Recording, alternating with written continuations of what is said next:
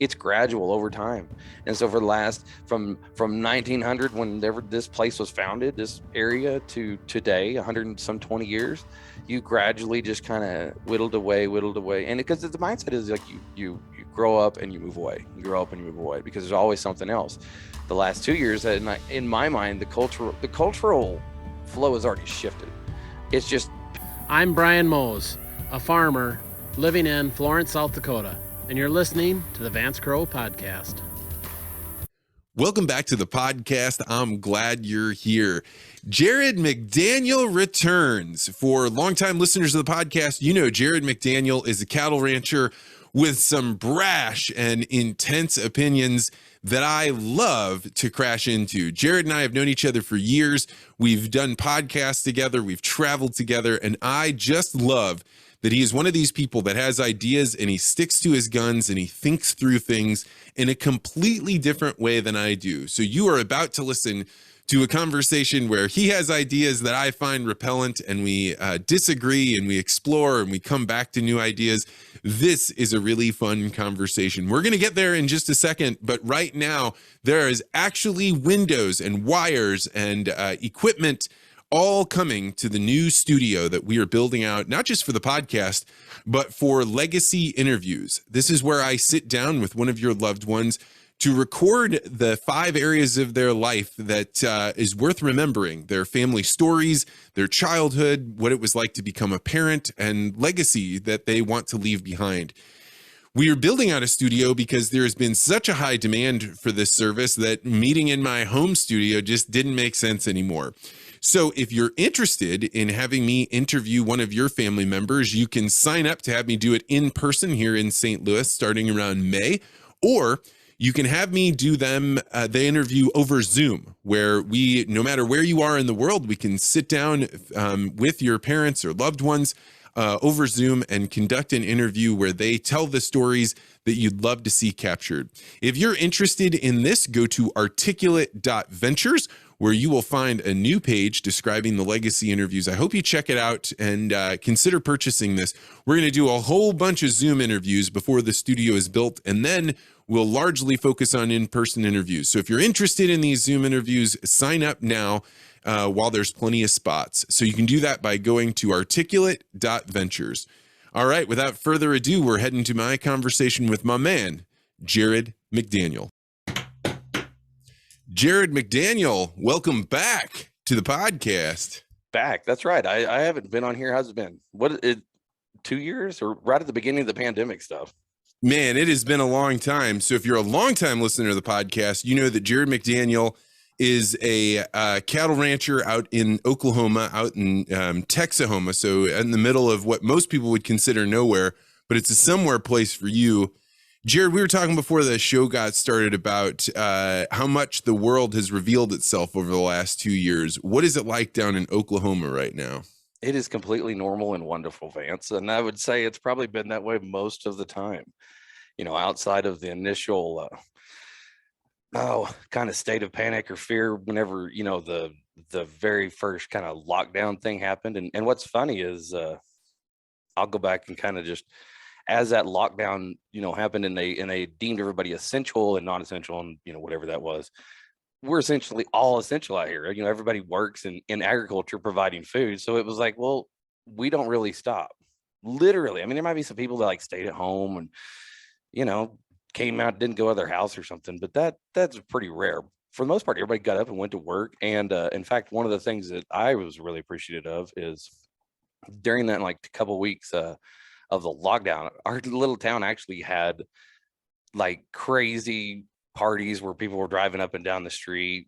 Basically town just came alive again because people were like, hey, we don't have anywhere else to go. And keep in mind, we're in a town of 1,000 people in the middle of nowhere. Like you said, it's somewhere to me and to everybody out here, but to the rest of the world, we're kind of just a little spot that doesn't, not that we don't exist, but like we don't exist in their world. Does that make sense?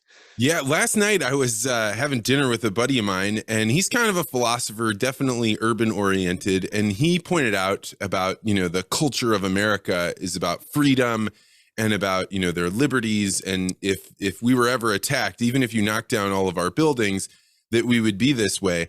And I think like I agree with him on one level. My experience being out in rural America, towns of 10,000 people or less, I think that's probably true. But I don't think that's true in the cities. I think COVID taught us this is not freedoms and liberties aren't the number one goal or objective. What are your thoughts? What do you mean that they're not the objective? Like, I think like people that are in the city are not. They don't think of freedom and liberty as the number one objective. Like it's not a part of a canon for them that describes I'm an American. Freedom is number one, and all other things come after that. Mm-hmm. Well, the cattle in the feedlot don't want to know what it's like to run around out in the open plains either. But I'm saying jokingly, but I also seriously a little bit, kind of back to what I was talking about. Whenever this all happened, kind of the attitude that I believe was kind of taken by maybe rural America and especially here, I think partially due to our, huge immigrant population that comes in to work in the packing plants. Because keep in mind, we're also like, we're kind of forgotten by the part of the world. I mean, our base culture is basically immigrants that just come in constantly. There's a constant influx of new people into our area that are going to work in meatpacking plants, and they're coming from some pretty shitty places. I mean, they're coming from places that are like not really, probably not as good as what they're landing in. So even whenever they're like, oh, you're here to work, but there's a virus and, you might like, they're like, cool, we're still just as free as we're even more free than we were. You can lock us down our house and we don't give a shit. We're in America. Like, so people just kept doing their stuff. I mean, and I'm not saying there wasn't sickness and there wasn't everything else that went along with it. And, all that being what it is, like really quick after this started, like everybody just kind of went back to normal. I mean, they still had, you went other places and there was people in the masks and all that shit and all that basically went away. I'd say within a month of like when it began. So like March, April, May, maybe May of 20, I guess. So since then, for the last 2 years, we've essentially, kind of sat out here and not laughed at it. We just kind of said, well, what crazy shit are you going to try to lock everybody down with now? I mean, it's really kind of been surreal to sit there and watch everybody lose their shit and then not be able to adjust to reality. And kind of like what you're saying, as the city people or the people who don't have maybe a connection with, an outside area or an outside world, they don't see the attack or something that's going against them. They're just like they can't see the forest for the trees. When you think about the people that were in Oklahoma, they've decided, hey, we're not going to use the masks. We don't want them. I think there were a lot of people living in the cities that were saying, these people are foolhardy. They just don't know that, how bad COVID could be or that it's wrecking our culture. Let's imagine a scenario in which COVID had been far more deadly or far more transmissible. And do you think people would have continued to wear masks if it had been the rational choice? No, well, it wouldn't have been a rational choice because it still would have been the same thing. Even if it would have been a more deadly virus or something more transmissible, great. The same outcomes apply. The same, at least way I feel, and I think a lot of people in other areas similar to mine, is you just dive into it and survival of the fittest, to the lack of a better term of expression. That's not trying to say that is as a slight to people with conditions or people who aren't capable of fighting with their immune system. Like there's stuff that they invented things for it. There's therapeutics. There's thousands of other things, and it's like it was weird as fuck to me to sit there and watch this myopic view of we're just gonna vaccine. Okay, back it up, Terry. Time out. We run cattle out here. We do this shit for a living. And all of a sudden they're like, oh, we're gonna turn the world into a feedlot. Again, time out. Why don't you go talk to people who've been running feedlots? And here's a whole bunch of shit that can go wrong. And guess what? All that shit has just went wrong. It's like, you dumb fucks. What did you think was going to happen?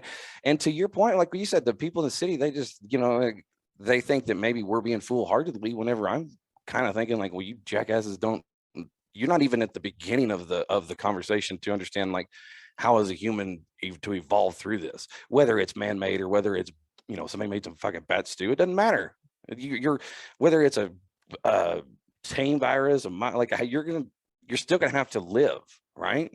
So we made the decision pretty early on, like, we're not doing any of this shit because it's all theater. I mean, it's all, and look, I get it. I think for me, it's all trade-offs, right? Like at the time with masks, we really didn't know. And I kept saying like, well, even if masks do protect you, there are downsides here, right? Like, yeah, that was the thing that made like communicating with other people about COVID almost untenable, because they would say, no, there's one option and anybody outside of that option is completely wrong and there's no validity whatsoever to what you're saying.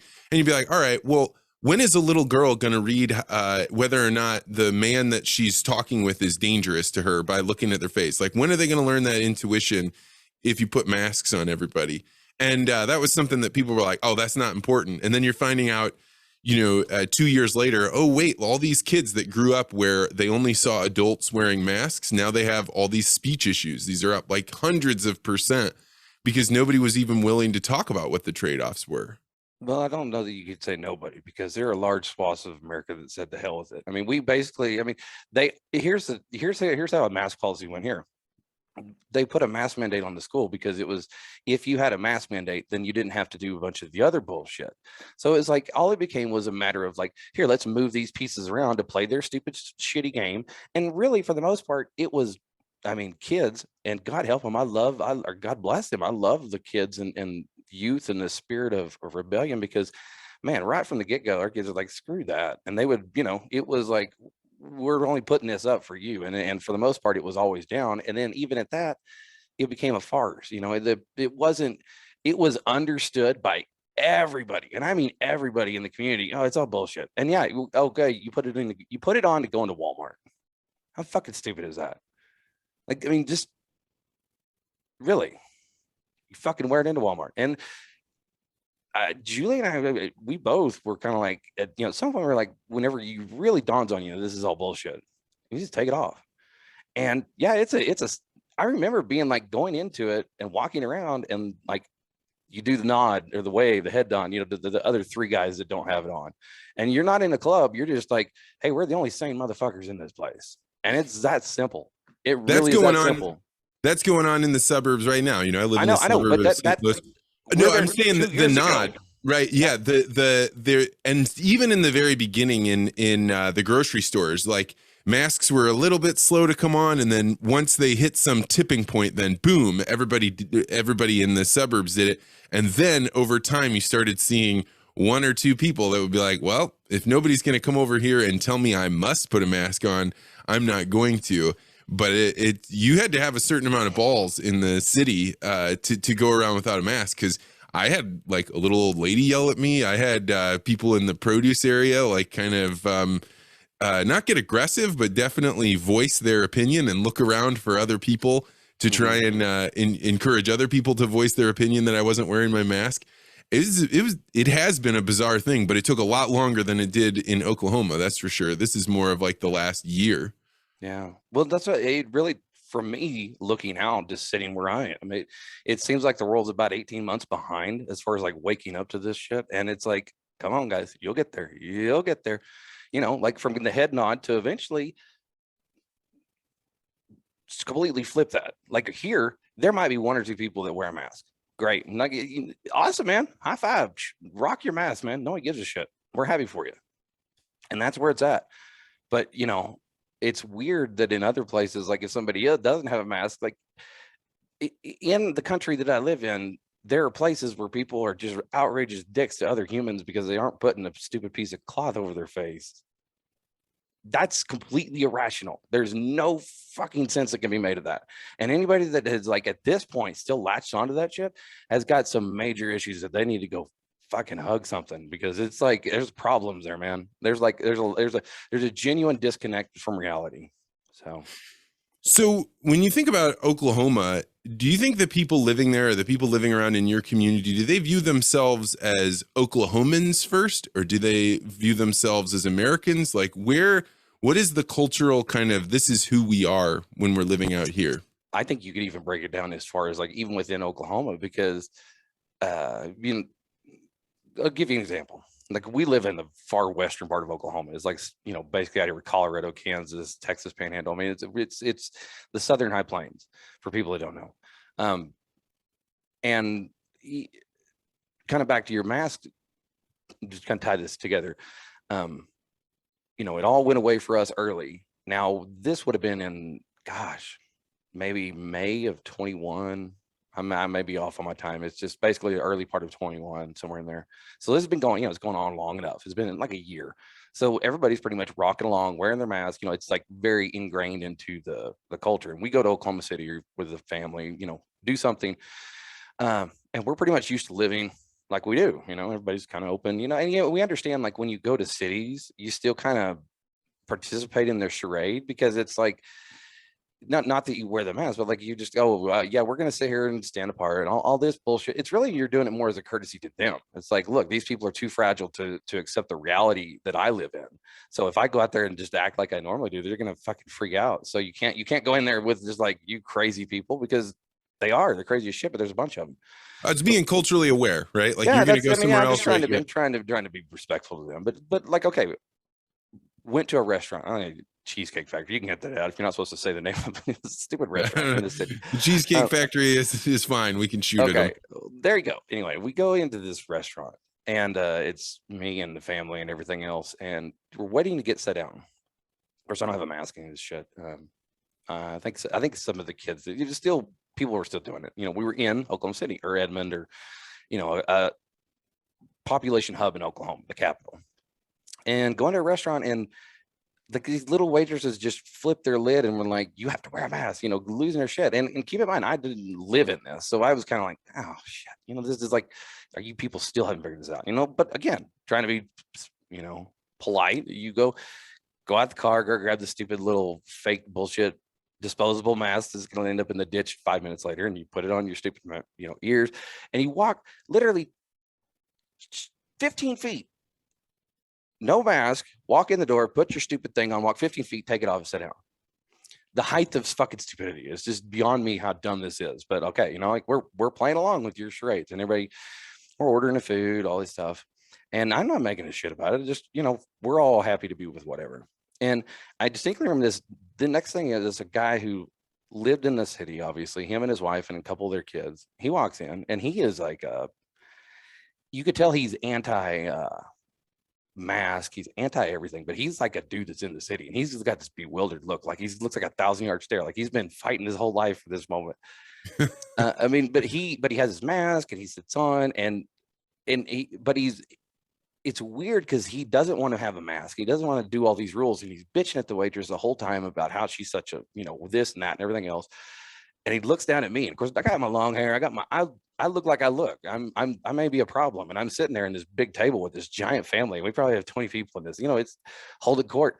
Dude seriously straight up looks at me, and he's like, and she's about to set him right next to us, and we don't have masks on. You know, it's like all stuff. And he's like, I need to be down. Like he removes himself from our area because it's like he doesn't like the way it looks to me. You know, I'm just telling you, I'm sitting there observing. I'm not saying a word this entire time. All I've done is get my stupid mask, go sit down, we order, we're waiting for our food. And this guy still just cannot, he like looks down at me, and I look at him like, you got a fucking problem? Like, what's your deal? And you know, I could tell he's like telling the waitress he doesn't like being set close to us. There's a problem. Again, he's anti-mask, all this shit, and he starts talking, you know, he's just kind of berating the waitress. So it's just really, really weird, because he's like, and I think he wants to be like on my side, because he's like, yeah, man, we're not doing this, but he doesn't want to sit by me because he's like, this guy might be infected with something.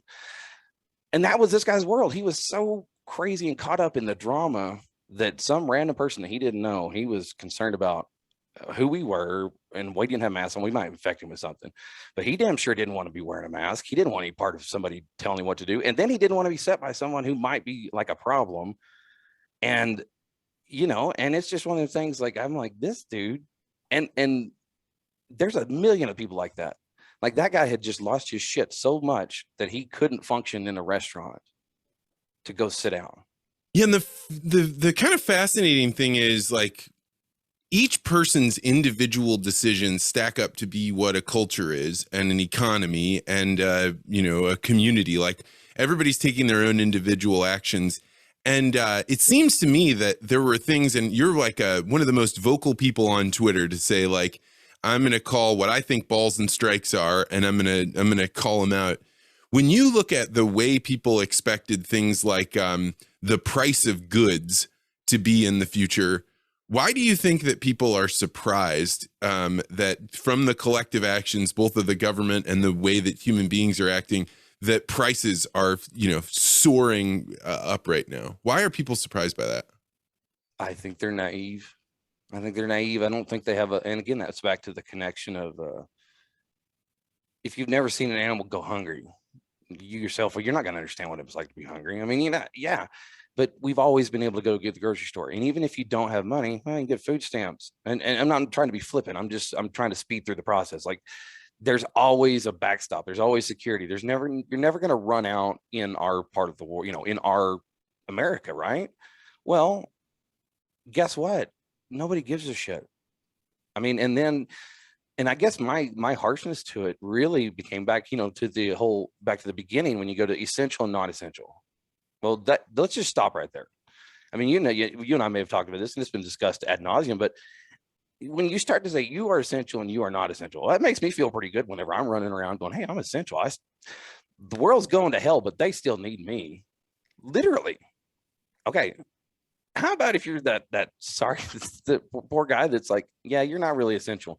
Go play video games. We're going to send you some money and hey, don't just hang out in the house and we'll get you some shots. We'll take care of you, like zero talk of self-reliance of, hey, pull yourself up. Hey, why don't you get off your ass and do something? And seeing how the world kind of pulled the curtain back whenever they were scared that they might run out of food, water, whatever. Like out here, seeing how in a place that produces food, we were left alone. I mean, literally, they one of the first things they did was whenever they said you need masks, you need tests, blah, blah, all this stuff that you need. Well, Oklahoma Panhandle is the last place it's going to get it. It's all going to Oklahoma City. Like we had the people out here, and they literally left. They got in their cars and they drove to Oklahoma City, and they said, "Good luck." Wait, who left? Any and everybody that's doing testing, the doctor said, hey, we need like the stuff, we need masks, we need supplies. And this is for an area that has a packing house in this town and 40 miles away. Like this is where the food, this is where like the nuts and bolts of fucking America happens. So they tell you on the surface, it was all cast out there. Oh, we need the essential workers. You guys do everything. We're right there. We got you. But in reality, it was like, see ya. You guys take care of this. We're going to go. We're out of here. We're out of here in the sense that and this was not just the national federal though. This was the state governor. This is everybody who was deemed the take care of you whenever shit hit the fan, all took the fuck off. And they're gone. They're gone, Vance. Like we were literally like, oh, we do this on our own. And it wasn't like we didn't know that's how it was. It was just a straight up like, now here's a reality check. This is what it is.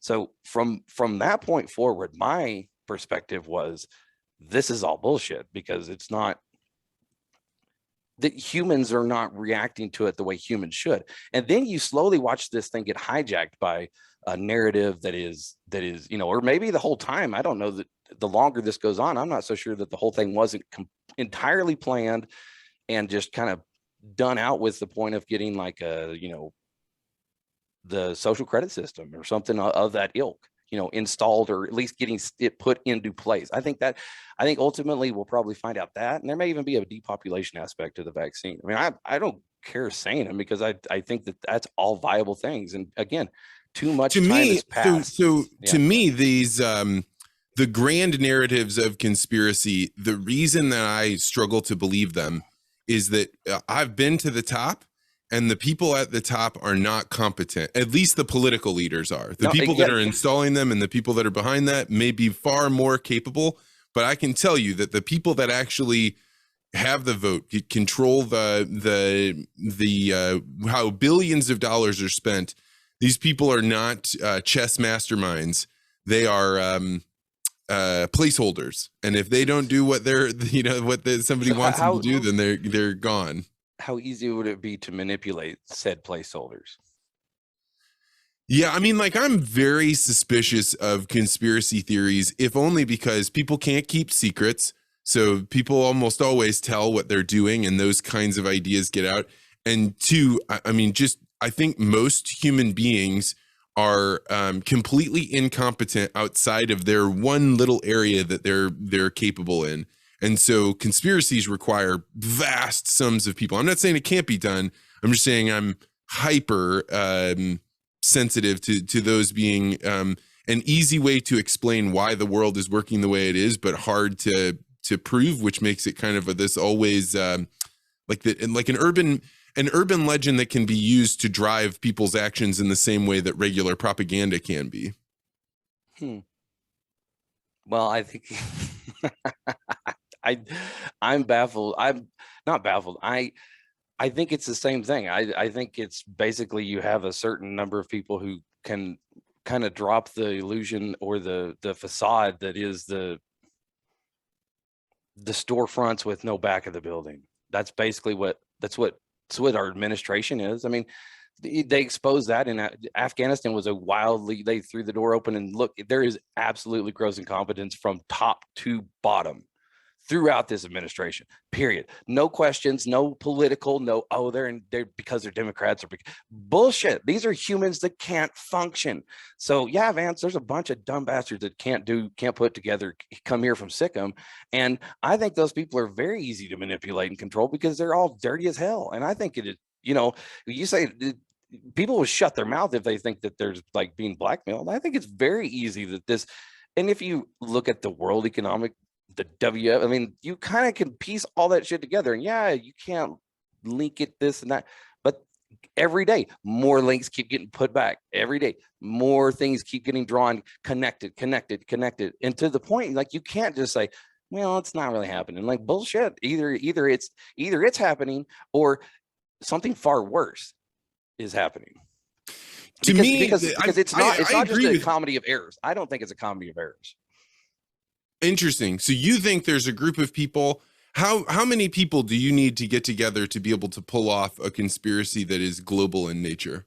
Oh shit, you could do it with 100 people, as concentrated as power is. Think about that. I mean, I struggle to believe that because I could be convinced, but let me put up this, like, I think one of the reasons that I struggle with that is there are so many incentives for people to break ranks from a conspiracy, particularly if it's only 100. If there's 100 people, then you are one of 100 splitting power and taking the risk to be able to put on a grand conspiracy. But defection is so valuable at that point because you would have knowledge that other people wouldn't have. So to me, like, if it's the problem with a small enough group is they don't have enough power. And the larger the group becomes, the more valuable defection becomes from being able to keep these grand conspiracies. I mean, I've seen business deals of very competent people that are more than 5 are very, very difficult to pull off. So when you say 100 people around the world from different cultures and different, parts of the world, it just seems it's very difficult for me to wrap my mind around. Mm-hmm. You'll get there. Well, why don't we talk about a conspiracy that you talk about a lot, which is the meat packing industry, particularly beef. What is going on in the packing world that people that aren't, cattle producers wouldn't understand, but should probably know about? Well, I'll just metaphorically, they're the gatekeepers of the industry right now, and they have been for the last couple years. How they got there is a long, kind of twisted journey, and how they remain there is it's not necessarily I don't know that it's a corrupt story. It's more of one of apathy. So, I mean, I kind of, as for them being the gatekeepers, let me elaborate on that. We raise cattle, we breed them. They have the babies. We take care of them when they're young, and the pair, the mamas and the calves. We raise them until they're 700-800 pounds, take them off. They will go to either a feedlot or we'll put on a wheat pasture. We raise them up until Then from like 800 pounds in the feedlot, they'll go to 1250, 13, 14, you know, so at this point, we still own the animal. I mean, this is how I do my operation. Some people sell them at different nodes along the way, but it all encompassing up until that animal walks into a slaughterhouse, it's basically owned by a producer or somebody tied to the production of an animal. Now you're getting into the harvesting phase. Well, right now there's only, well, and I'm speaking in generalities, and I say there's only so many hooks. I mean, there's only so many actual physical places to hang an animal, and there's a shortage of harvest capacity. Yeah, just so somebody has a frame of reference, you're saying you kill the cow, you actually take it by the hooves and hang it, and that way you're leaking the blood out and you're about to butcher it. There's only so many hangers, and those things are, you know, it's holding up a 1,400 pound animal, and now you got to have the refrigerator space and the workers and all of those things. These are literal giant buildings that are located out here where we live. I mean, they're probably, I don't know, 2-3 acre, you know, underneath a, you know, different spots. People just, I'm giving you a physical representation of what it is. They're giant buildings. If animals go in, meat comes out. That's what it is. And there's supposedly a shortage of hooks. You know, whether or not there is, that's a whole nother debate, but it doesn't matter because what's being utilized is what is available to people. Like there was only so many that are available. So then therefore there's only so much that can be put through. Well, when you have that kind of choking off of a supply, there's only, it's like a cartel. They can control how much goes in and out, and they can also control what they buy from, because there's so many people that are waiting to get in the door. They now have all the say of who gets in and who doesn't. And it normally can, you know, you think, okay, well, this seems out of balance. How does that fix itself? Well, you build another packing plant, or harvest capacity, and, you know, increases because they're making so much money killing cattle or animals per se. And yeah, that's true.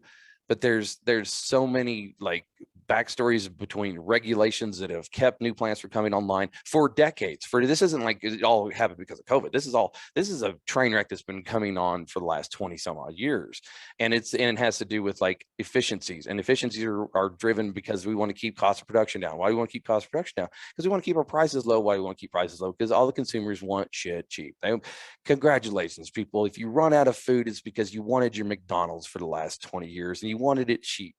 And I don't have a lot of sympathy for society that has said, we want our shit fast, we want it cheap, we want it done. We want. Okay, well, because of all these wants, you have failed to invest in infrastructure. Now, these are the results of failure to invest in infrastructure. We don't have hooks. We don't have the places to kill them. Or even if the industry says, hey, the market signal is build more plants. We have gotten so far down the rabbit hole and gotten so corrupt by lobbyists and for the meat packers. They have so much political capital, and they're so good at it. They're like, we'll write the rules and write everybody else out of the game. To now, there's only 3 or 4 packers that control everything, and basically they are the meat cartel of America. You know, it's funny you bring it up that way. I was talking with a friend of mine. He brought up a really interesting point. He said, you know, why is it that whenever there's drugs, that it always comes down to just a few cartels? And he was like, well, basically, when you see cocaine come into the United States and you see it be, let's say it's a $90 million bust, right? Or $100 million bust. Then he was like, basically, 90% of that is profit margin. The cost to goods sold is about 10%. So the whoever is selling them has a 90% profit margin. And once you have a 90% profit margin, once you have a big enough margin, now you can use that money to recycle and just keep growing and growing, push everybody else out. And that this is what makes it so market concentration happens. When margins are too large, people will take advantage of them. And so he was kind of giving this description. Okay. Can we pause there? I have a great parallel point here to what you were saying about whether or not there could be a grand conspiracy, how all this stuff could happen with just a few people at the mastermind. I mean, think of our cartels, how they can move massive amounts of illegal substances with very few people to like you said, to the masses. How do they do that? They have control over all that. Now, okay, you have a government that can The government is acting the exact same way of a cartel does in the way that they control your liberties and freedoms and everything else. And I'm speaking very generally because you're talking about democracy as a whole. When you look at Canada, you look at America, you look at all the democracies. If you were a cartel that wanted to take over the world, how would you do it? You do it exactly like they are right now. How does a cartel operate? Through very controlled means. And what are they? They're very effective at what they do. And you can't argue that they aren't, because otherwise, why can't we stop the drugs? So if they're as the money pile grows bigger, the morality that needs to be around gets smaller, correct? I mean, as a general rule, let's just say that's a scale, right? As money goes up, you're always going to morality find goes down. people that'll maximize that, and they'll take advantage of the fact that once they get those margins, they can return those earnings for their own benefit. Yeah. So if a person were to maybe have an inside track on some vaccine stuff, it can make a lot of money. And maybe if there's only 100 of you and the penalty is death, do you think it's possible that maybe somebody could actually put together something like that? It's just hard. It's hard for me to wrap my mind around it. I'm trying to get you there, brother. I'm trying at my to help you base. understand. At my base, I believe people, if they can take good actions, they will. But I also think people will defect and make bad decisions. It's just very, very difficult for me to wrap my mind around the idea that there would be a human being that would knowingly inject millions or billions of people with something. It's very. I'm not saying you couldn't get there with enough evidence, but you would have to have a lot of evidence to make that case. I don't know, man. I think the inhumanities that they're willing to portray and then what they've shown they're willing to do has shown me that they're exactly there.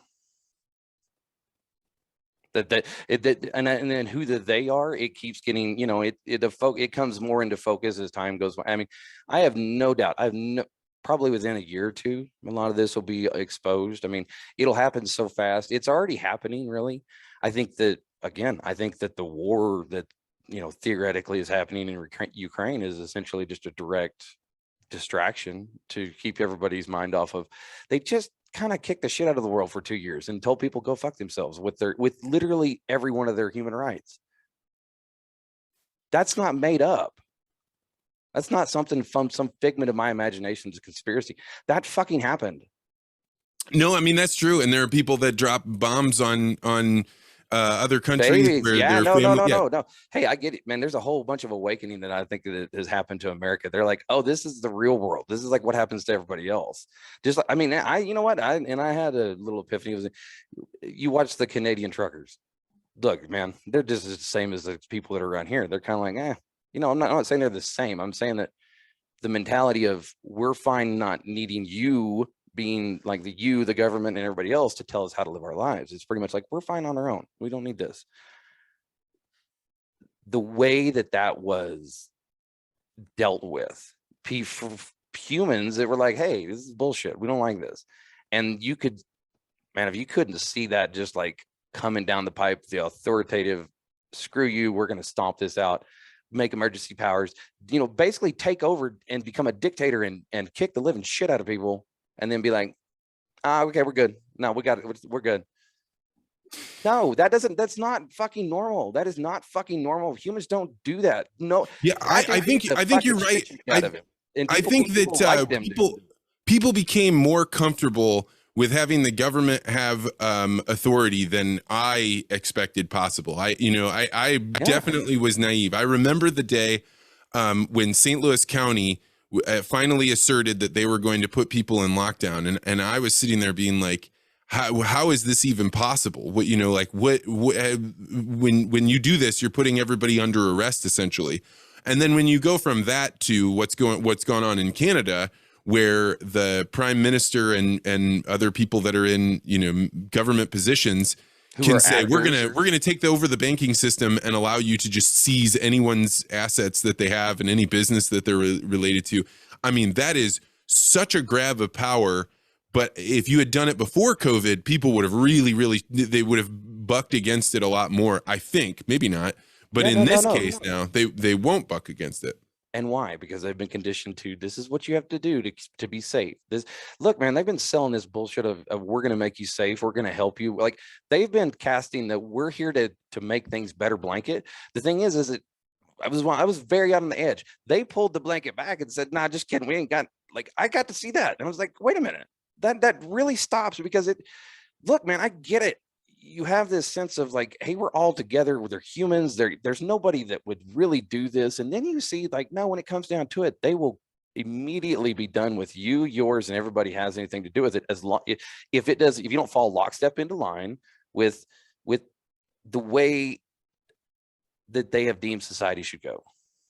And man, I'm telling you, I can't, it's so surreal. I'm watching as a rancher who runs cattle. My job is to take living things and manipulate them in such a way that they stay calm and are docile, and all they want to do is eat, sleep, and go to slaughter. That's my job. And all I see by the world governments is exactly what I do.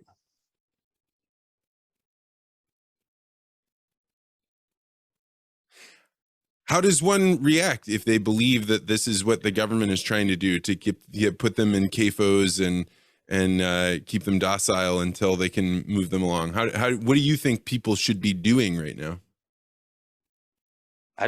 I'm doing it. I'm doing what I believe needs to be done. Well, you said I'm very vocal about stuff. I think people don't know what to understand. They don't know how to handle someone who actually believes what they believe. That's where I'm at. I think that, it's not, hasn't came to me lightly. It hasn't been like these are flipping decisions that like there's been a lot of thought, a lot of time that I've spent personally, just really investing in what the hell's going on. And I think I've had the luxury of a very vast social media network, and I'm crazy connected to so many people across the world that I can have instantaneous conversations with people who are also just as connected as I am. So I feel like I'm weirdly situated in, like, I have a massive network connection across the world, and I can talk to people just like you on a one-on-one, not in the public, just in very, very coarse actual conversations. And then I'm also isolated from it. And then I got to exist as normal and watch all this. And I'm also insulated in that I don't work for anybody. I'm self-employed. So I'm in this weird quasi position of I'm not untouchable. Yeah, nobody's quote untouchable. I mean, hell, all you have to do is have a little dirt on the government, and all of a sudden you take a hanging nap in the fucking cell. So don't bullshit me on that if you don't fucking believe that, man, because they killed a whole bunch of people that are disagreeing with them on that shit. So nobody's untouchable. But for the most part, as an average human, they don't give a shit about me. They don't care. They don't really even care that I'm out there talking shit. Now, if I got big enough or connected enough people that they were already blocking, because look, YouTube takes shit down. There's actively trying to shut off and shut up people that don't like what they say. And the reason they don't like it is because it's true and it's ugly and it fucks with what they've got to say. And that's happened over and over and over and over and over. And like, man, I don't know how to say it other than this is all bullshit. And the whole thing's theater. And the further you go looking, the more ugliness you uncover. So it's one thing to take a guy like you off of social media, right? It wouldn't be difficult for Twitter to say, hey, Jerod McDaniel is gone. YouTube, same thing. What happens if larger things happen? So for example, if your power grid is taken down and you no longer have electricity, how would you and what you're doing right now adapt to that? Well, I have generators. I already have that set up. Our power grid goes out all the time. We live in a shitty end of the line nowhere. I'm literally at the end of a 20 or 30 or 40 mile run to a substation. So that's what I'm saying, man. People are like, well, what are you going to do if they shut down the world? The world shuts down all the time out here. We live without services. It's constantly that ice storm comes through, 2 weeks, no power. Well, we run generators. Now, if I had 2 months or 2 years, I'm going to get some badass generators. And guess what? Guess what I'm going to do? I'm going to sit out here and I'm going to raise all the shit that everybody needs to eat that they have neglected and trashed the industries for the last 40 fucking years. I'm going to sit out here and I'm going to just raise shit and I'm going to sell it to you people for way more than you ever even thought about paying for it, because you done fucked up, motherfuckers. And that's where we're at. That's just where we're at. Do you feel a sense of bitterness towards Americans living in the city that react in this way? I feel like they're apathetic. I feel like it's past the point. No, I had sympathy and I had grace, and I don't know that it's bitter. I think it's more or less just like, if you won't help yourself, I don't know what kind of how much more energy do you need from the people that will help themselves? Like, because at that point, people that are just sitting there going, well, I don't know what happened.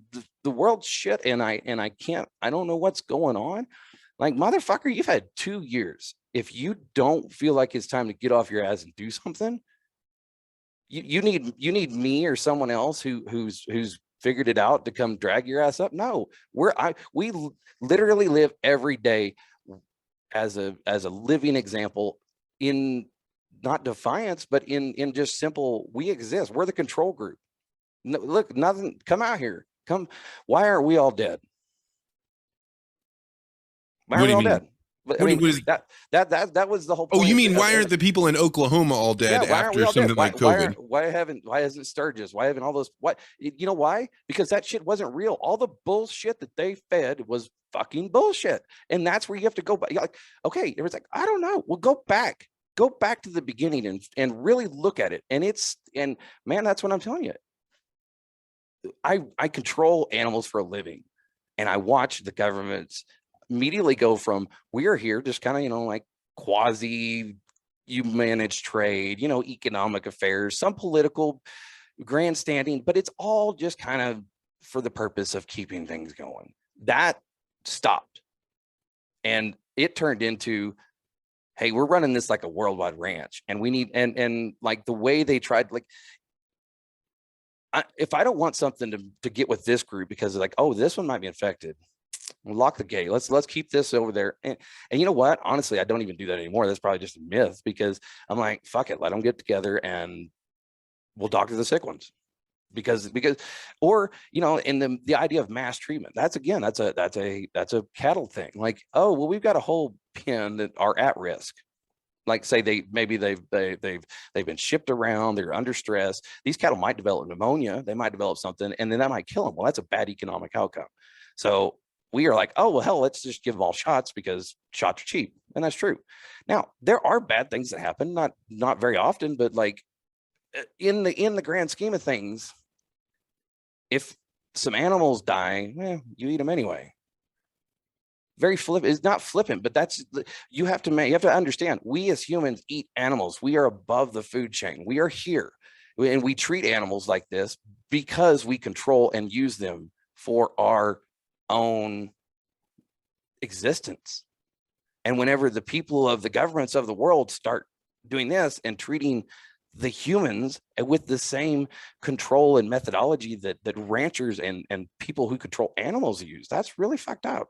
Like, that's something that became really apparent. When I was in college, I remember being told like IQ isn't a real thing, and there's no differences between people. Everybody has their own skill set. But as you get older, you begin to realize like this is insane, right? There are people that are more intelligent than other people. And if there's an average level of intelligence, well, then that means half of the people in the median are below that level. When you start thinking, there's a lot of them really close to that middle line. Yeah, exactly. And that middle line, you could be a little bit dumb or a little bit smart and still, have responsibilities. And so the question becomes, let's imagine, some percentage, 25% of the people that are below that line, you have to take care of them. When you think about this world where you're saying people should be motivated to get off their asses and take care of things because, clearly the government isn't going to do it for you, what responsibility do we as a society have to people that they're not capable of getting there? And I'm not talking about the infirmed I'm just saying people that are walking around as regular people, but they're just not intelligent enough to interpret what's going on them and come to any conclusion other than the one that they were given. Yeah. I think are you asking what I think do we have a responsibility to those people? Do you need, yeah. You have the same responsibility you had before all this and before everything, before time began. And if you want to look at Christianity in a sense of, or, religion, that's this, they've been saying this for the beginning of time. You take care of your man. In nature, it's you see it in nature. A calf is born in a not good conditions. Like, it's cold as hell. It's wind's blowing something. You know what a mother does? She instinctively gets up and cleans it and takes care of it, because that animal is incapable of doing it for itself. And over time, for whatever grand plan or scheme has nature has figured out that, like, hey, if something is incapable of carrying out life function, but it's necessary and it's valuable to nature, then it gets taken care of. Now you talk about elderly. Why are elderly valuable? Well, think about the wisdom and the time and the things that people have seen. Now, can they go physically pick up boxes and move shit around? And can they go, no, they can operate a lot of equipment now, as automated as it is. But the true value in the elder, I think historically and throughout humanity, has been that they were the source of wisdom. And some of that's been a little convoluted and corrupted, because now you've got the elderly who has had life so easy that they've not acquired wisdom. All they've acquired is wants, needs, and just further, they've become pawns in their own game. All they want to do is get a higher status level to some other bullshit. And it's like a cancer of the mind. That's all they see, is how we want to be, above and above and above. And when you see about how you can only climb, and you're not looking down, taking care of the little people, like, because you're like, what responsibility do you have? You have all the responsibility, the same one you've always had. I mean, shit, if someone was out there like freezing to death, give them a fucking blanket. That shouldn't be up to the state. It shouldn't be up to like, oh, well, we need to allocate somebody. Like, hell, man, if they're in your town, if you see someone that's down, pick their ass up. It's not. That's what I thought about. It's not rocket science. I'm in agreement with you on the taking care of fellow people, and I think there was a delusion that went on as the government started to step in, and people would say, the way that I can help my fellow man the most is by supporting the fact that the government asserts that they can have this sort of power, right? So for example, I'm helping people by forcing everyone to wear masks. I'm helping people by requiring them to get vaccines. It's not for me. It's not because I'm scared. It's because we need to do this thing for the larger group, which is, it's funny because your natural your natural propensity to want to help your fellow man can be hijacked quite easily. I can tie your Packers and all that together. it's I had it in my head for a second there. It's the way, man, I'm not going to do a good job describing it. I'm going to back off on that. What I'm trying to say is the way that we got to the point of needing a packing industry. Okay. Is because we're too damn lazy to do it ourselves. Not lazy. It's like, it's easier for me, and I'll just be honest, it's easier for me to raise the animals, take them to this point, and then somebody else do the dirty work of killing and putting them in a package and selling them. Okay. We as humans, it was just a lot easier to be like, well, fuck, I don't want to go deal with that dirty homeless dude. But now if I pay my taxes and the state does it, they're doing my dirty work, and I don't have to. You know what I'm saying? Like, it's humans. Yeah, I mean, have gotten to the point, like, we don't want to deal with the reality of the poor and the sick and the downtrodden, because it's just, it's kind of ugly. It might harsh my vibe today, and I really feel like I need to get my stuff going. And like, everybody's so consumed that they're like, but somebody takes care of that. We pay taxes, so someone takes care of that for us, right? It's deferred responsibility, just in the same way that the producers have deferred the responsibility of packing and the nasty, it's not pleasant to kill an animal and cut it up in little pieces. That's some nasty shit. We've all decided that we're just going to let someone else do it. You know what? It's nasty to go out and hang out with the lepers and the prostitutes and the people of the downtrodden. But you know what? Somebody has to go do it. It's the same thing Jesus taught, right? But, yeah, I think in your point about Christianity to the state. I mean, I think that one of the great insights that I read through reading this guy named Rene Girard, he talks about Christianity kind of from an outsider's perspective. One of the big things in Christianity is the abolishment of the mob, right? It's maybe the admonishment of the mob, right? Because humans' natural tendency is to join up with a group of people that are saying, that's the clear reason this thing is happening. This is the obvious solution for how we should stop it, which is typically stone this person or banish them, do whatever. And once that person is gone, then we all feel better. But Christianity came and said, you are not to participate in the mob. And you could do everything from from the he who is without sin cast the first stone, but it also is the story of Easter, right? When Peter denies that he was a follower of Jesus 3 times, it's because he wanted to be a part of the mob. So even the cornerstone guy to Jesus wanted to be seen by the group as a part of them and what they're into, and oh no, I'm not with Jesus of Nazareth. And so you start to realize that the real indication of Christianity is don't be a part of the mob. Or as an individual, collectively be a mob that works for better than anything else. What do you mean? I mean, okay, it's almost like the concept of God in itself is God a monolithic one, like, is it just this ball in the sky that everybody's like, okay, that's God, we worship it, right? Or is God humanity itself in that, one of the teachings, or if you want to, and it's a teaching, I'm just speaking like, again, in generalities, but one of the overriding themes I think of Christianity is you take care of yourself, and then also you take care of like your family, you take care of your community, and again, very generally speaking, but it's on the individual and their relationship with God. Well, okay, you say, how is God real? Well, why do we save orphans? Why do we have places set up for people that are downtrodden? Well, I mean, in a sense, a church in a small town, or a church in a community, if it's properly functioning, and if somebody's sick, what do? You pray for them, okay? Or you take them food, you show action, you show actual, the movement, the thought of Christianity creates groups of people that then go to this person who is sick, or somebody that might need help, or they go take care of them.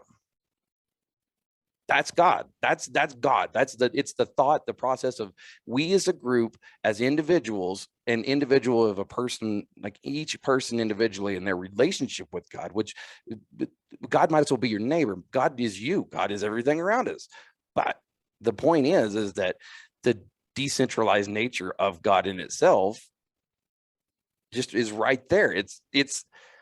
No, I'm not saying this in the right way. It's not something to be aspired to. It's like humanity takes care of itself, and that is God. Does that make sense? But that is only possible with functioning individuals as pieces of the society. So like when you say that, like, the mob rules because they are like, they want to be seen as that, again, back to the cattle analogy. Yeah, how do I control cattle? I feed them cake all the time. I feed them, and I say cake, that's actually range protein. That's something that tastes good to them. It provides them nutrition. It's on a schedule. Like, I'll show up and I'll honk the horn. They're like, hey, it's cake guy, and they come running. I might as well be a Schwann's man, and they love me. It's great. So I feed them. I keep them happy. And then, hey guys, we're going over to this other pasture. Honk honk, and guess what? They all follow me because they all like, hey, that's the cake guy. And they're yelling at their buddies, moo, hey, come over here. It's a cake guy. And they all run. And when they go in there, I dump the cake, and I turn around and I drive right back down. I look at them and I inspect them, and I'm checking them out, making sure there's nothing that I need to take care of. And then I close the gate. I go on about my business of living my life that they provide for me. And shit, man, look at everyone of these stimulus bills was just a box of cake that they were driving around, putting people where they wanted them to be. Here, oh, you guys are, oh, look, hey, I'll be back tomorrow with some more cake. Don't bust out these fences. And you know what I do with cows that are a real problem, because I do have those, and I do appreciate them, because shit, man, I'm one of them. Because that's you. That's me. I get it. I really do, man. You know what? The motherfuckers that have been through some shit that I have tussled with, like, for whatever reason, like, cattle remember people. I remember them. Like, they got numbers. Hey, what's up? And we look at each other, and she throws her head up and she's like, I ain't going through that gate. And I'm like, oh, I guess we're going to find out. And we battle, and sometimes they lose, and sometimes they go to slaughter, and sometimes they win. Sometimes, like, bitches over there now. You know why? Because she's the intransigent minority within that pasture. and guess what? It's cattle. It doesn't matter, because you can have an intransigent minority, and they get subdued, executed, or removed. And you know why? Because you don't want them to fuck up the rest of the herd, man. That's right. I mean, the reason this is interesting, you made them to be compliant. That's really interesting because I'd never really thought about the second layer of the intransigent minority, which is if the people that have actual power don't want the intransigent minority, then they've taken a risk by getting up there. So for anybody that doesn't know, we talk about the intransigent minority all the time, which is you can have a small group of people that they just will not go along with what everybody wants. They have a totally different way of thinking, and they won't accept some other alternative solution. So they fight and fight and fight, and eventually, a lot of times, so like the anti-GMO movement, or you could think about a lot of movements where honk, honk. You think that culture changes by, slowly groups of people decide they want something different. But in reality, it's that there's one group of people that believes something so fervently that eventually society gives in and takes on what they're saying. But if they don't, if the powers that be see the intransigent minority coming up and they say, we don't want culture going that way, then those people are definitely called out and pushed out of society so that they can't be intransigent anymore. So you might even do something like enact emergency powers and then start to remove like people's funds that were protesting against maybe something that you didn't agree with. Like you would take almost extremely measures that have never been taken before in the history of a country. And then like 5 days later, back them off after your thugs beat the shit out of some people that maybe you didn't agree with. So Vance, I don't know when that would happen in reality in modern day stuff. Do you know any time that might apply? So what do you think people should be doing right now? You are very independent. I think they should just keep right on honking, man. Just keep right on honking. Just because it's not my job to tell them what to do. My job is to be out here and be me. I hope is that somebody says, you know what, maybe that's not a bad idea. Maybe I should just go be me. Because I think people should genuinely take a moment and take inventory of where they're at and what they're doing and why they're doing it. I think if you really, because they're going to have to answer a lot of real tough questions before they get to the point of like soul searching and we need to have a philosophical discussion about moralities of a government. I mean, if their own life is fucked up, then you're not having a discussion that matters. So, people get their personal affairs in order. You start there and then start to, I mean, hell, if anything. Yeah, that's true. I mean, if you're focused on the world's problems before you've got a good relationship with your wife or your kids don't respect you or something, like there's no reason to even look at Twitter at that point, because the most valuable thing is in your home. And it always is. It never has been that hasn't changed. In fact, one of the things I'm most grateful for the whole pandemic, and I genuinely mean this, is it gave me a true appreciation for where I live. Like, I mean, I've always liked it, but man, you talk about some real like juxtapositions of society when I've sat here and just for 2 years, man, just watched it unfold and athletics with kids, how we treated our kids. And like during 2020, we played football the entire year and went into the playoffs, and throughout the country, so many kids, they weren't allowed to play a sport. But man, I'm fucking proud as hell that our kids played the entire season, that we went to school, that we came back. That my daughter that was great. And you shared it all on Twitter. My daughter was in high. My oldest daughter is a freshman in college now. When she came home, all of our kids came home from school in March. It was wonderful. It was the greatest thing ever. We spent from March to August. We had I had my 2 oldest kids, and we were in a drought. We flat out fucking moved cattle and ranched. It was as close to homeschooling as I think I'd ever could get. But we basically just flat out lived, and we existed. Little house in the prairie, man. It's like lockdown. We ain't going nowhere. We're in a drought, kids, and we got a bunch of hay. We're gonna bale hay. We're gonna feed. We had a good old fashioned like ranching home vacation.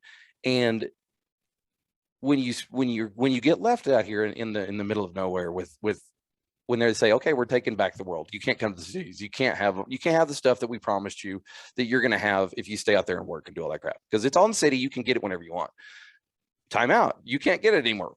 You start to say, well, what do we have of our own? And you really look around and you say, man, it's scary because we got a lot of really cool shit. We got a lot of really cool shit that has just been just ignored. And I say that, as a person who has lived here my entire life, and I'm part of it, man. I actively, not just, money was spent going to vacation elsewhere. You were going to do things other places. Like you worked here, but it was always to go do things everywhere else. And that's kind of messed up, because why, when you really have a heart-to-heart moment, you think, well, why don't we just do it here? Why don't we have a badass, awesome place to congregate, to celebrate, because anymore, and man, if you're in the city and you don't like it, there's billions of places all across the country that are just left abandoned. I mean, so let's talk about what you've done. You've been building into your town. Like, so you got Texahoma there, and you started actually. I love how you say Texas. It always drives me. It's Texahoma. You put the A in. It must be like a Texahoma. Okay, all right. Texahoma. I didn't know that. Yeah, I've been meaning to cry. I think I correct you, but it's in your nature, man. Texahoma. See, drop the A. You got to go slang. Texahoma. There you go. I like that better. That sounds better. Seems more independent. Yeah, that's why we've been doing it that way. In that area, you've started buying buildings and started renovating and started doing. I mean, I've saw the pictures for quite a while. What's going on now? Where are you at with that project? Okay, well, the first project, I guess, is that we started, years ago, was the little building that we're broadcasting from right now. We call it the studio, the office. It's a little bitty, man. It's a maybe 50 by 20. Just a little building that's in some small town that would otherwise be just driven by. It's like, because so many downtowns in rural America are abandoned, it's more shocking to see one open than it is to see them all closed. Yeah, that's right. But when you do see one open, it's a magnet. You're like, what's going on here? Why is there so much electricity here? Like, why is there? Think about it. This little building, part of it was fueled by the podcast, which had nothing to do with this area, ironically, but it had everything to do with it, because it was, I ended up talking about the values and things of this area inadvertently, just because I live here. But for the majority, the building doors were opened by things outside of this area. And so conceptually go with me on this. The area regions with very productive resources, let's just say farming, ranching, coal mining, logging, any kind of resource that's exported. These regions are typically very rich in resources, which are worth a lot of money. But over the course of however many last century, what we've done is we've decided that we're going to put the emphasis on the cultural centers of cities, and then these outposts, these satellites that are essentially like roots of our society. We're just going to leave those roots out there. We've already established the roots. We've got roads, we've got trains. The roots are made. We're just going to let them feed on that soil, with the soil being like the rest of the United States. And those roots, everything goes into, and it feeds population. Okay. Well, just like any plant, when the roots start, if you don't make new roots and you just keep using the old ones, eventually that shit's going to wear out, or trees die, like things, again, back to you don't make the investment in the necessary things, because you're putting them in ethereal, artsy, like we're going to build a 800, I'll give you a perfect example. We're going to build a $200 million stadium in this town, whatever, fuck. So to have ball games, great. Everybody's wonderful. We have, and it makes money. You can justify. Yeah, we've got that here. They're building a gigantic soccer stadium here, right? I've been to a soccer game once, but I mean, like millions and millions of dollars going into it as an investment, imagining that there'll be millions and millions of dollars brought back as revenue. Okay.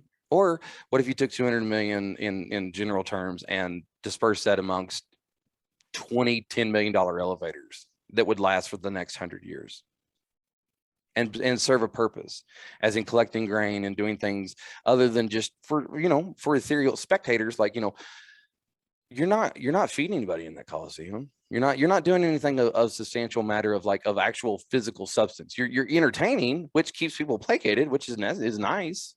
But you can get, the Aztecs built some badass structures with a bunch of sacrificed heads, but they're not still here. Right? So Jerod, I don't know if I told you this, because we haven't talked in a while, but I was actually invited to be a fellow at the Center for Peace and Conflict Studies. And the reason they reached out to me was they said, we have all these people focused on international issues, what's going on between, Russia and the Ukraine, right? And they have scholars on that. But they very, I think, wisely pointed out, we don't have anybody looking at the conflict that's going on between rural and urban America. And so they invited me to come in. I'll have a chance to write some papers. I'll probably write some articles. If you were going to tell me, hey, this is the advice I have for you on helping people in urban environments that are trying to understand why there is this divide between rural and urban America, what do you think would be the first place or first thing to articulate to people that don't really understand what's going on out in the countryside? I'd say you have to reverse the culture flow.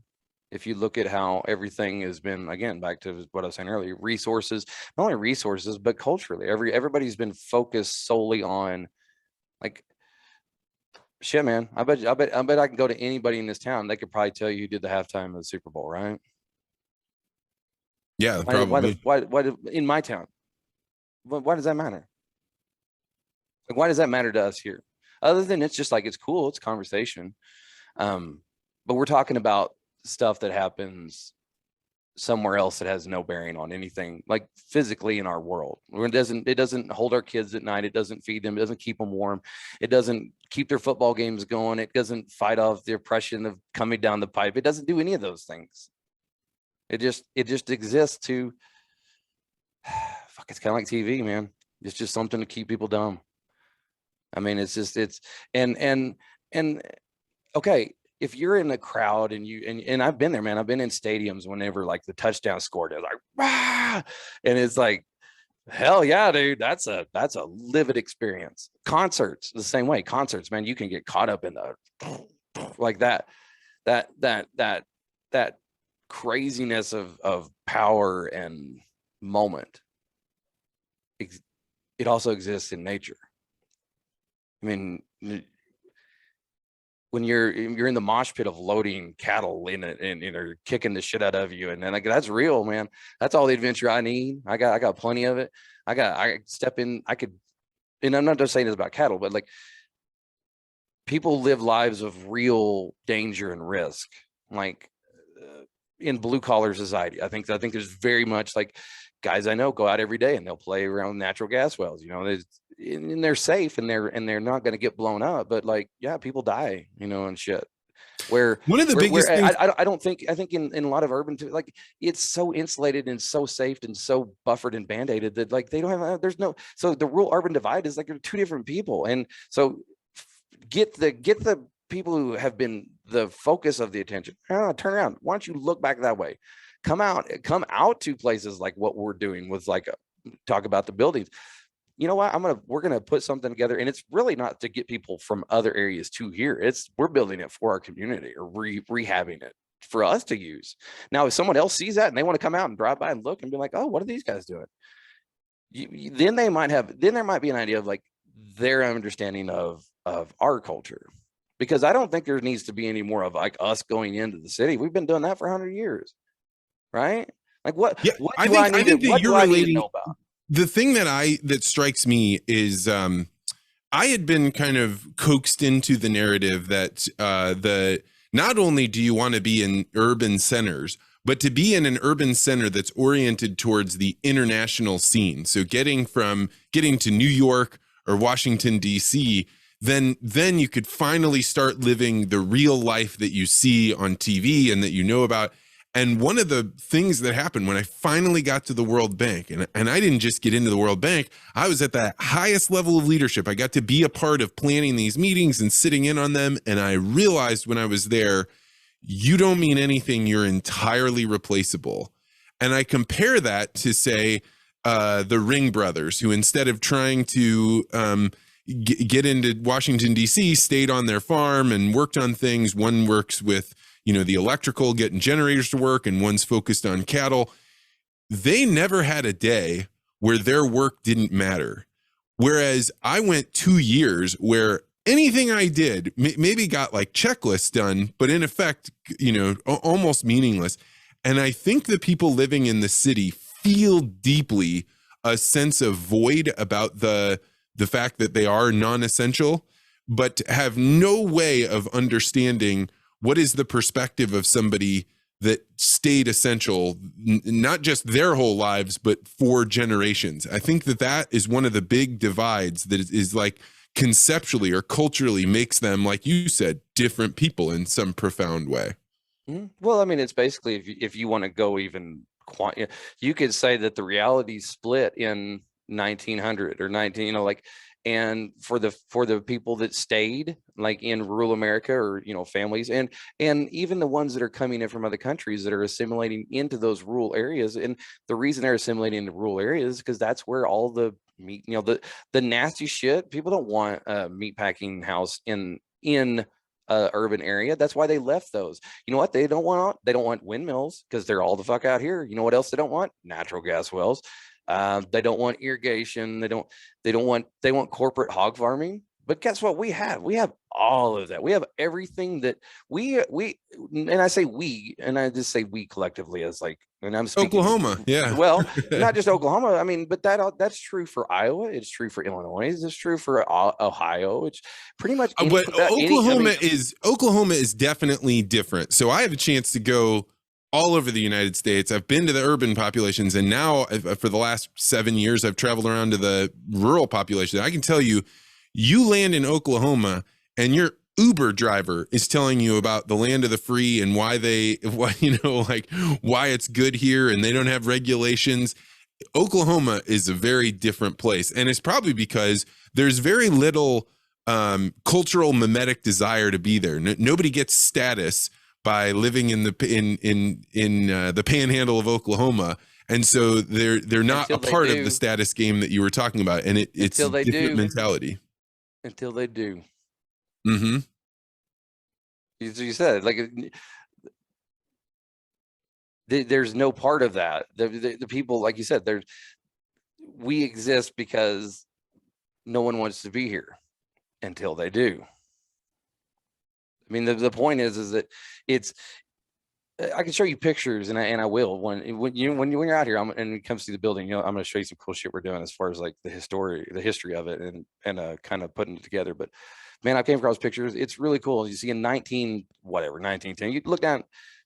The picture was taken from the top of the buildings downtown, and it shows Main Street. And there's literally, I don't know, man, 300 people. It's lined with combines. You know what it reminds me of? It reminds me of like the conventions where you go and there's farm equipment everywhere. They basically had that downtown, and that was pretty commonplace. Like, oh, the farm equipment people are here, and they're lining their shit up, and everybody comes to town. And that was 100 years ago. So for 100 years, we've been just kind of laissez-faire. Oh, we're outsourcing our culture. And it hasn't been outsourced from like day one in 1900. You stopped doing this. It's gradual over time. And so for the last from 1900, whenever this place was founded, this area, to today, 120 years, you gradually just kind of whittled away. And because the mindset is like you grow up and you move away. You grow up and you move away because there's always something else. The last 2 years, in my mind, the cultural flow has already shifted. It's just people don't see the flow yet because you yourself, you said you're looking like for 2 years, you're like, what the hell? I mean, if anything, you're looking for a purpose or like a point behind like the madness. And man, I wake up every day. I got purpose and point running out my ears and ass and everything sideways. And I love it. I'm free to run, to be healthy, to be left the fuck alone, man. And to just be me. And I've been doing it the whole time, watching other people not be able to. And that's and that didn't happen just because of the pandemic. That's been here the entire time. That's how it's always been. We just haven't seen it because everybody, it's like you're just focused on something else. So we're going to wrap up, but I have a final question for you, which is when are you going to bring your podcast back, man? It's something I really enjoy doing, and I've had this conversation. I was actually on another podcast. I'm doing more podcasts than I did before. I think people just gave up and said, fuck it, we got to talk to them. It's going to come back. But right now, I'm down to my last employee left in March of 21. Yeah, I remember that. Yeah.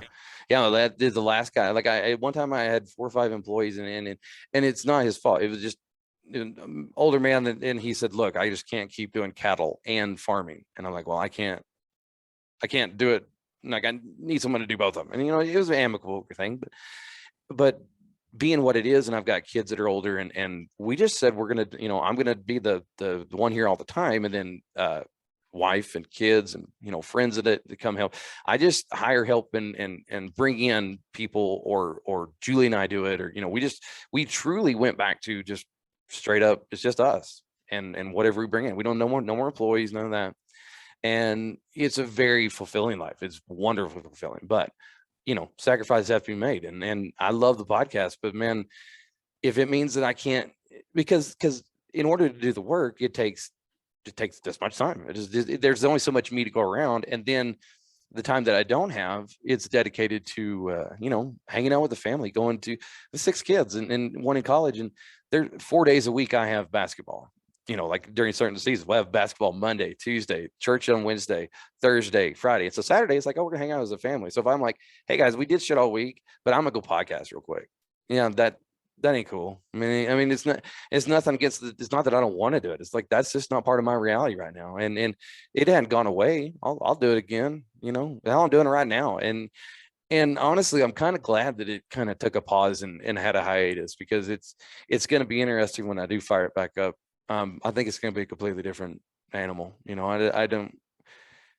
It's well, I can say that you are exactly who you say you are, and I think that that's a rare thing. So whether you're a guest on podcasts or you run your own, I think it is important, because while I find myself, arguing with everything you say and finding that the way you say it is so grating, I also find that you make me grapple with things that are way outside of the bubble that I'm in, and I really.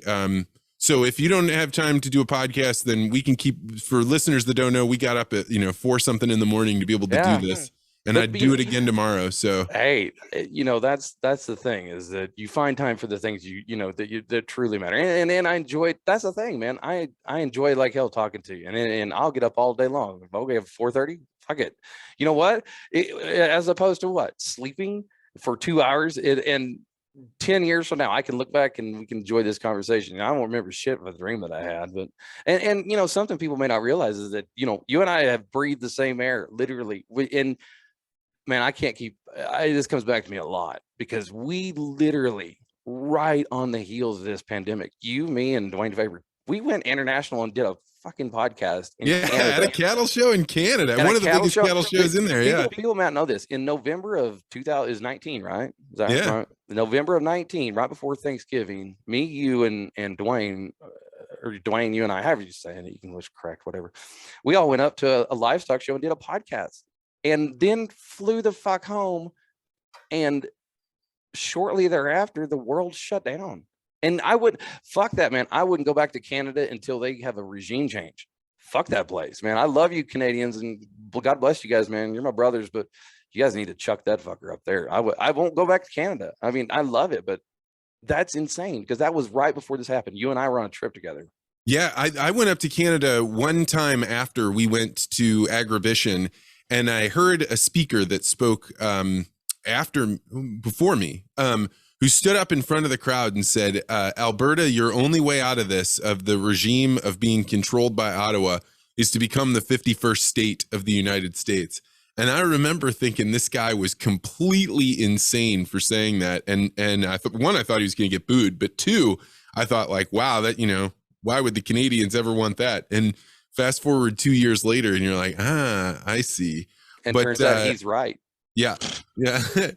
But man, let's do this again. You can come on anytime, man. So thank you so much for getting on here. Yeah, thanks for having me this morning, man. It's been fun. And here's the deal. We could go on for probably another 2 days nonstop. And it's great, because you know what? And I value our friendship, because it's one thing, just like, man, the same way you offer me a portal into something I don't understand. And I know that whenever you tell me something, like, you're not bullshitting me, man. And I'm hearing it like directly and you're giving me the perspective, then maybe I don't, same way. Maybe I don't want to hear it, but I mean, and I know. I mean, I think I fight with you like I would a brother, right? Where I'm like, I know why that fucker thinks that, and this is why he's wrong, and da da da da. But like, you got to have arguments like that. If you avoid having the sort of conflict that you and I have, then you just aren't grappling with new ideas. Yeah, and I understand that you'll eventually know that I'm right, and I'm cool with that. You know what? I hope everything that you've made decisions about, works out good. I think it is, and I think we can all learn from it. So, well, I'm ready. I'm ready for you. The next step is you got to get your ass out here and bring all your babies and everybody. And we're gonna come out here and we're gonna have a good time, man. Amen. All right, thanks, Jerod. All right, see ya.